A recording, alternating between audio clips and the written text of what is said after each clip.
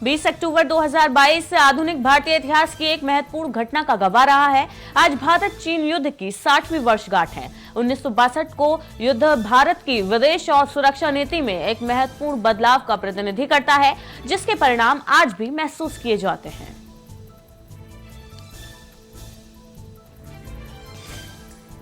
PM Modi के गुजरात दौरे का आज दूसरा दिन है। पीएम मोदी ने आज केवड़िया में मिशन लाइफ लॉन्च किया। इस दौरान संयुक्त राष्ट्र महासचिव एंटोनियो गुटेरेस भी मौके पर मौजूद रहे। मिशन लाइफ के जरिए पीएम मोदी पूरी दुनिया में एक आंदोलन की शुरुआत कर रहे हैं।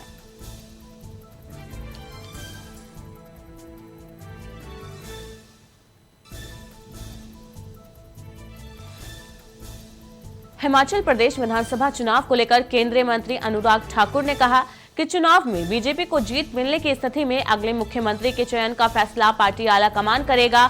उन्होंने कहा, पीएम मोदी के नेतृत्व में डबल इंजन सरकार ने हिमाचल प्रदेश के विकास के लिए काफी काम किया।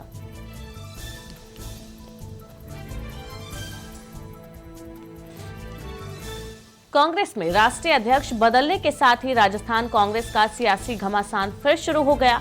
कांग्रेस नेता दिव्या मदेरणा ने मल्लिकार्जुन खड़गे की जीत के बाद बधाई देने पहुंचे नोटिस वाले नेताओं को टारगेट किया। दिव्या ने शांति धारीवाल, महेश जोशी और धर्मेंद्र राठौड़ पर कटाक्ष किया। जो लोग आलाकमान के खिलाफ साजिश में शामिल थे, वही सबसे पहले बधाई देने दिल्ली पहुंचे।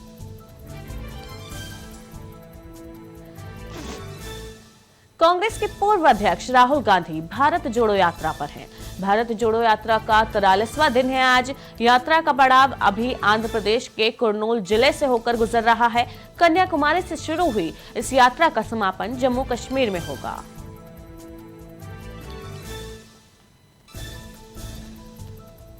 कांग्रेस पार्टी की भारत जोड़ो यात्रा के 1 महीने पूरे हो चुके हैं।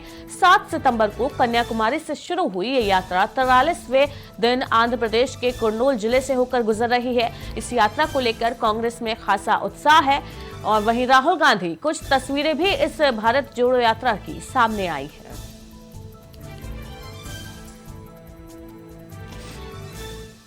केंद्रीय मंत्री अनुराग ठाकुर ने स्वच्छ भारत अभियान के तहत दिल्ली के चांदनी चौक पर कचरा उठाने का काम किया, जिसका वीडियो सोशल मीडिया पर वायरल हुआ।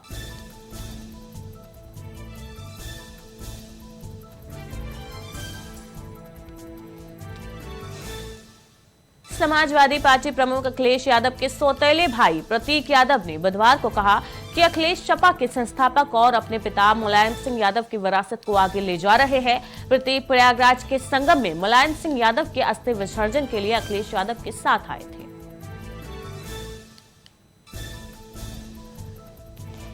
बिहार के पीर 35 से विधायक लल्लन पासवान ने एक विवादित बयान दिया।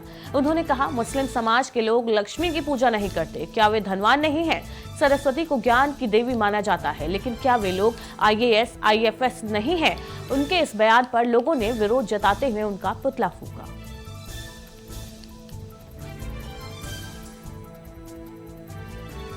बिहार शेखपुरा के अरियारी प्रखंड स्थित पानापुर गांव के 11 नाबालिग बच्चों को कश्मीर में बंधक बनाया गया। बिहार सरकार के श्रम संसाधन विभाग के मंत्री सुरेंद्र राम ने बच्चों को मुक्त कराने के लिए आदेश दिया। सुरेंद्र राम ने कहा कि किसी भी नाबालिग से जबरन काम कराना कानूनी और अनुचित है।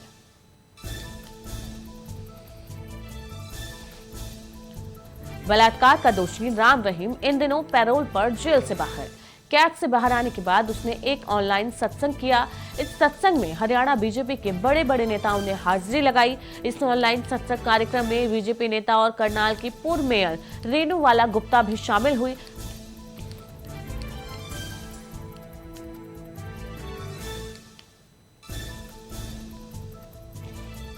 दिवाली से पहले दिल्ली NCR की हवा बिगड़ने लगी है। शनिवार को वायु गुणवत्ता बहुत खराब रही। इस आशंका के बीच वायु गुणवत्ता प्रबंधन आयोग ने प्राधिकारियों को ग्रेडेड रिस्पॉन्ड एक्शन प्लान का दूसरा चरण लागू करने के निर्देश दिए।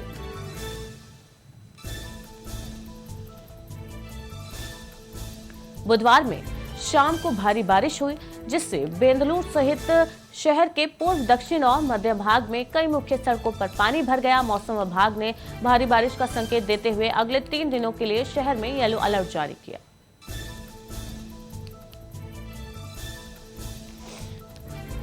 हापुड़ में त्योहारों को देखते हुए नकली और मिलावटी मिठाई बनाने वाले लोगों का कारोबार तेजी से चल रहा है। खाद्य विभाग चैन की नींद सो रहा है। दिवाली का त्योहार नजदीक आने पर भी खाद्य विभाग के अधिकारी अपने दफ्तरों में आराम फरमा रहे हैं।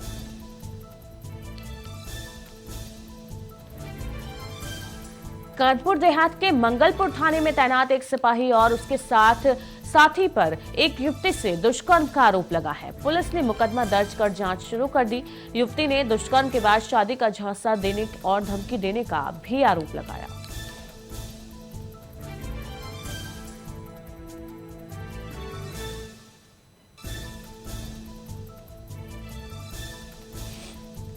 सपा सांसद शफीकुर रहमान बर्क बीजेपी और आरएसएस पर भड़क गए। उन्होंने पीएफआई का बचाव करते हुए कहा कि सरकार ने पीएफआई पर बैन लगा दिया है तो आरएसएस पर बैन क्यों नहीं लगाया जा रहा, जबकि आरएसएस मुसलमानों पर ज्यादती कर रही है।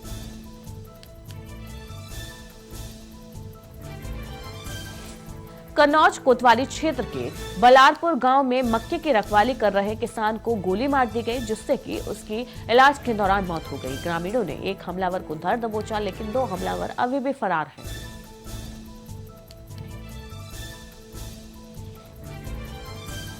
उत्तर प्रदेश लोकसेवा आयोग की पीसीएस 2021 की परीक्षा में प्रयागराज के रहने वाले भाई बहन की जोड़ी ने कमाल कर दिया।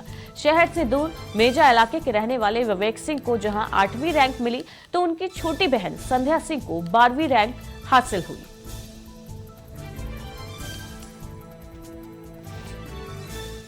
देवरिया जनपद के डाक बंगले पर बीजेपी प्रदेश अध्यक्ष भूपेंद्र सिंह चौधरी ने प्रेस कॉन्फ्रेंस की सरकार की नीतियों का गुणगान किया। इस दौरान उन्होंने कहा, आने वाले चुनाव में हर सीटें, चाहे विधानसभा हो, विधान परिषद की हो, नगर निगम की हो, नगर पालिका की हो, बीजेपी ही जीतने वाली है।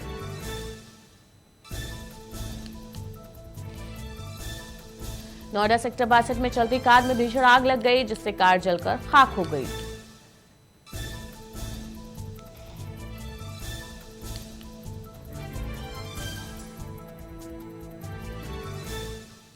बरेली में 3 युवकों ने शराब में पानी की जगह केमिकल मिलाकर पी लिया, जिससे तीनों की हालत बिगड़ गई। तीनों को सीएचसी ले जाया गया, जिसमें से एक को डॉक्टर ने मृत घोषित कर दिया। वहीं अन्य 2 की हालत गंभीर बनी हुई है। सहारनपुर देहात कोतवाली में पुलिस द्वारा पूछताछ के लिए शेखपुरा चौकी पर लाए गए एक ग्रामीण की अचानक तबीयत खराब हो गई। इसके बाद उसे जिला अस्पताल में भर्ती कराया गया, जहां पर उसकी मौत हो गई।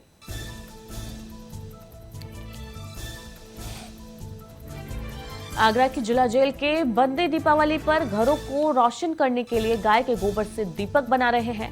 दिवाली के लिए जिला जेल में 1 लाख दीपक तैयार किए जाने का लक्ष्य है। पिछले 10 दिन से बंदी इस काम में लगे हुए हैं। जिला जेल की गौशाला से निकले गोबर से ही इन दियों को बनाया जा रहा है।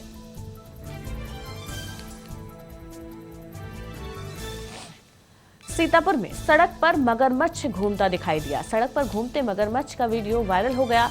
सड़क पर मगरमच्छ देखा गया, जिसने लोगों में हड़कंप मच गया। पिछले कई दिनों से सड़क पर मगरमच्छ देखे गए हैं।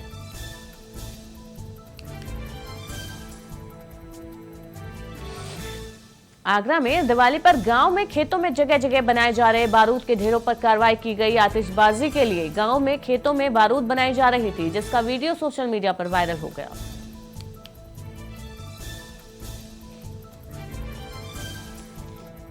वाराणसी के बीएचयू में बीफ का मुद्दा गर्मा रहा है। एग्जाम पेपर में छात्रों से बीफ से जुड़ा सवाल किया गया। इस पर आपत्ति जताते हुए छात्रों ने गौमांस पर पढ़ाई कराए जाने का आरोप यूनिवर्सिटी प्रबंधन पर लगाया। साथ ही कुलपति को पत्र लिखकर प्रश्न पत्र बनाने वाले लोगों को बर्खास्त करने की मांग की।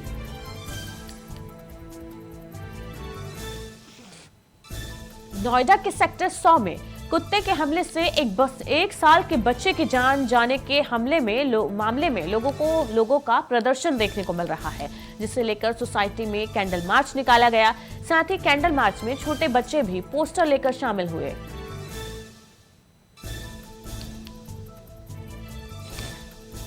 21 अक्टूबर को प्रधानमंत्री नरेंद्र मोदी उत्तराखंड के दौरे पर रहेंगे। इस दौरान पीएम मोदी केदारनाथ और बद्रीनाथ में पूजा करने के अलावा 3,400 करोड़ रुपए से ज्यादा की विभिन्न परियोजनाओं की आधारशिला भी रखेंगे।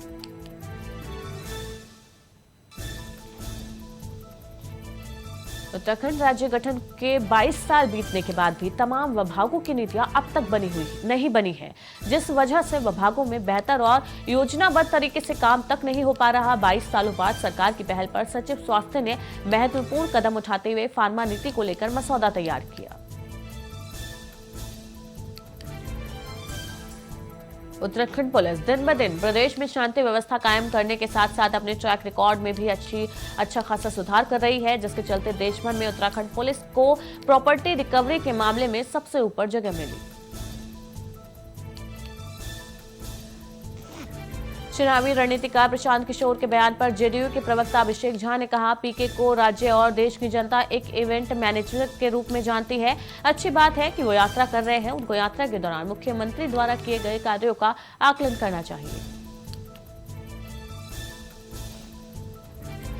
बिहार विधान परिषद में नेता प्रतिपक्ष सम्राट चौधरी ने कहा, बिहार में न्याय और अति पिछड़ों की जीत हुई है। साथ ही उन्होंने कहा कि जिस तरीके से सीएम नीतीश ने राज्य की अति पिछड़ों के साथ सौतेला व्यवहार किया, ये बहुत ही दुर्भाग्यपूर्ण है। भारत में हाल ही के महीनों में ये समझा जाने लगा था कि अब कोरोना महामारी लगभग खत्म हो चुकी है। इससे उलट कोरोना ने फिर से दस्तक दे दी। भारत सहित पूरी दुनिया में कोरोना के 2 नए वेरिएंट सामने आए। इन सब वेरिएंट के नाम BA.517 और BF7 है। इन्हें काफी संक्रामक माना जा रहा है। भारतीय रुपए में गिरावट का दौर जारी है। पहली बार ओपनिंग में $1 के मुकाबले रुपया 83 के स्तर को तोड़कर नीचे चला गया। रुपए ने आज शुरुआती कारोबार करते हुए 6 पैसे की गिरावट दर्ज की।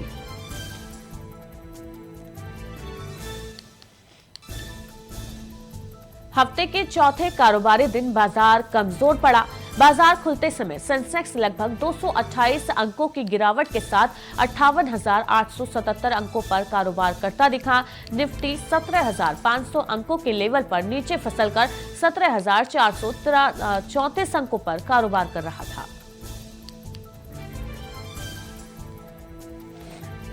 संयुक्त अरब अमीरात स्थित दिग्गज कारोबारी यूसुफ अली का लुलु ग्रुप इंटरनेशनल अब गुजरात में अपने पैर फैलाने जा रहा है। ये कंपनी राजधानी अहमदाबाद में देश का सबसे बड़ा शॉपिंग मॉल बनाने की तैयारी में है।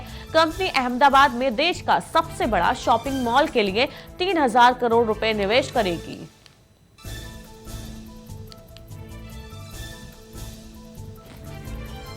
चीन ने कतर को फीफा विश्व कप के आयोजन से ठीक पहले एक बेहद बेशकीमती तोहफा दिया। 20 नवंबर से 18 दिसंबर तक चलने वाले आगामी फीफा विश्व कप के मेजबान देश को बीजिंग से उपहार के रूप में 2 विशाल पांडा मिले हैं। वो चीन से विशेष उड़ान पर कतर पहुंचे।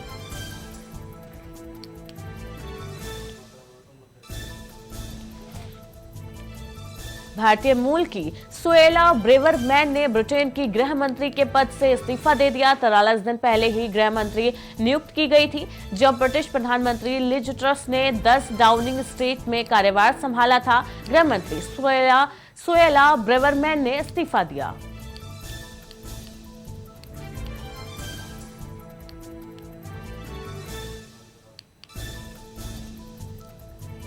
उत्तरी जकार्ता स्थित जामा मस्जिद के बड़े गुंबद में बुधवार को भीषण आग लग गई, जिसके बाद वो नीचे गिर गया। मस्जिद इस्लामिक अध्ययन और विकास पर एक think tank Jakarta Islamic centre से संबंधित भवन परिसर में स्थित है। पुलिस ने पुष्टि की कि घटना में कोई घायल नहीं हुआ। ब्राजील की लोकप्रिय Instagram influencer Nubia Cristina Braga की उसके घर में गोली मारकर हत्या कर दी गई। हत्या का आरोप 2 लोगों पर लगा है। हत्या को अंजाम देने के बाद मौके से दोनों फरार हो गए। 23 साल की नूबिया क्रिस्टीना ब्रागा के इंस्टाग्राम पर 60,000 फॉलोअर्स थे। अमेरिका में महत्वपूर्ण मध्यावधि चुनाव से पहले राष्ट्रपति जो बाइडेन ने गैस की कीमतों को कम करने के लिए कई उपायों की घोषणा की। बाइडेन ने एक खास नीतिगत संबोधन में दोहराया कि रूसी राष्ट्रपति व्लादिमीर पुतिन अमेरिका में ऊर्जा की कीमतों में वृद्धि के लिए जिम्मेदार है।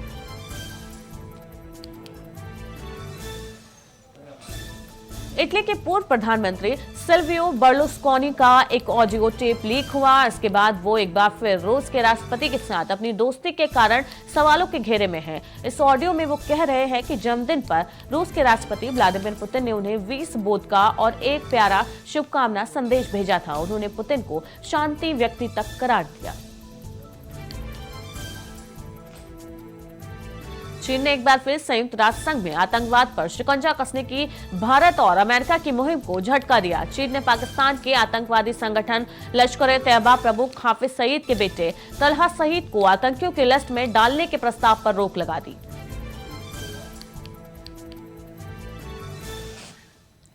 पाकिस्तान के उत्तर पश्चिमी जिले में स्वात में सरकार के खिलाफ लाखों की तादाद में लोग सड़कों पर उतरे। यहाँ लोग सरकार और तालिबान से काफी परेशान हैं। खैबर पख्तूनवा प्रांत का स्वात जिला अपनी हरी भरी घाटियों और बर्फ से ढके पहाड़ों के कारण पाकिस्तान का स्विट्जरलैंड के रूप में जाना जाता है। यूक्रेन में सुरक्षा की बिगड़ती स्थिति और हाल ही में हुए हमलों को देखते हुए भारतीय दूतावास ने एडवाइजरी जारी की। बुधवार को भारतीय दूतावास ने भारत के नागरिकों को यूक्रेन की यात्रा न करने की सलाह दी। दूतावास ने यूक्रेन में मौजूद छात्रों सहित भारतीय नागरिकों को जल्द से जल्द यूक्रेन छोड़ने की सलाह दी। न्यूजीलैंड में गायों की डकार और अन्य ग्रीन हाउस गैसों के उत्सर्जन पर कर लगाने की सरकार की योजना के खिलाफ किसान सड़कों पर उतर गए।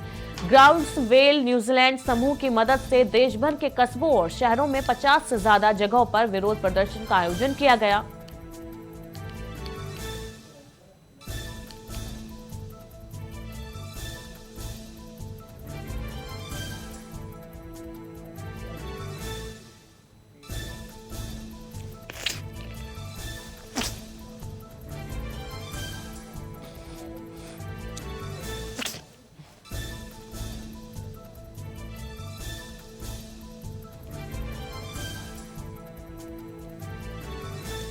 फोर्ब्स की 2022 की लिस्ट के अनुसार भारत के 100 सबसे अमीर लोगों की संपत्ति में $25 बिलियन का इजाफा हुआ और उनका कुल नेटवर्थ $800 बिलियन को पार कर गया। भारत के अमीरों की संपत्ति में यह इजाफा मुख्य रूप से इंफ्रास्ट्रक्चर टाइकून गौतम अडानी की संपत्ति में रिकॉर्ड वृद्धि के कारण दर्ज की गई।